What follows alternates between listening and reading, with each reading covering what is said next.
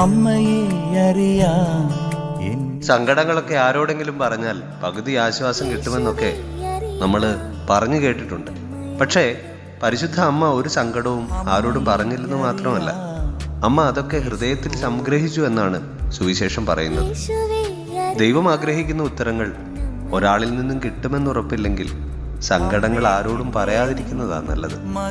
അപ്പോ എന്റെ ജീവിതം ഒരു നസറത്തായി മാറും.